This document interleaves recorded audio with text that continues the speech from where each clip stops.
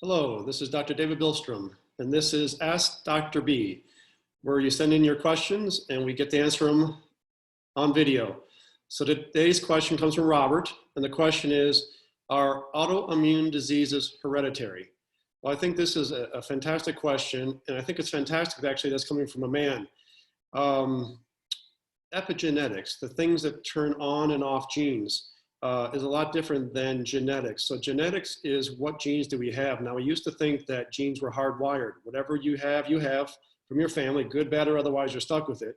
We know that's not the case anymore. There's this whole field that we now know about this called epigenetics, the things that influence genes. And so what's more important is not so much what genes you have, it's which ones get turned on and which ones get turned off. Now, as humans, we have a lot of bad genes that we need to turn off, including 8% of the human genome is viral. Little pieces of virus DNA, RNA, actually it's viral RNA, that have worked their way into our genome, and the genes try to produce proteins. Now, with the coronavirus as it is, what the viruses do is they get their genetic material into our genetic material, and then they use our bodies to actually produce the proteins that make us feel so sick and are causing people to die. There's a part of the gene called part of the cell that is very active making protein that the viral RNA gets into, basically into our protein production machinery. It works its way in there, and we make the proteins for them. They're very smart. So you can imagine you do not want these genes making proteins to make us feel sick. And so we got to turn these genes off. Now, many of you might have heard me speak about why 80% of people with autoimmune disease are women. One reason is because there are so many bad genes on the X chromosome. So women have 2 copies of the X chromosome. Guys have 1 copy of the X, 1 copy of the Y. So women have twice the problem of shutting down the bad genes in the X chromosome. One reason they think that so many women get autoimmune disease. But I think this question is great from Robert, because what about the man's contribution to the genes and the life of the offspring? So of course, mothers carry the babies, but it's half the genome comes from men, half the genome comes from women. It comes together and you have your new person.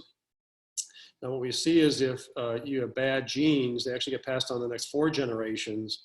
If you have your good genes turned on and your bad genes turned off, you passed on better epigenetics, better genes to the next 4 generations. So this isn't just your child, but this impacts your grandchildren, your great-grandchildren, your great-great-grandchildren at least.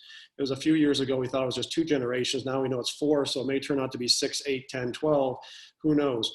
But the man's contribution. So sperm is what gives the man the ability to share their genetic material with the offspring and the subsequent generations. The thing is that sperm are made at the time of basically conception, and the man have all the sperm they're ever going to have when they're first basically born. And so they don't make new sperm. So the sperm, though, have to sit there for years and years, decades, waiting for the opportunity to pass on the genetic material. So the sperm is in a state basically of hypersleep. Kind of space travel, we're going to put the astronaut in hypersleep, and they're going to sleep the entire 150 years that's going to take to get to this new planet, and then we'll wake them up. Well, basically sperm is in this hyperspace where they got to sit there basically with like nothing going on. They're just trying to hang out until they're asked to do their work. And because they're in this state of hypersleep, they are so vulnerable to all the oxidative stress, the inflammation that's going on in the body. They don't really have any mechanisms actively going on to fight the oxidative stress and the inflammation because they're in this hypersleep.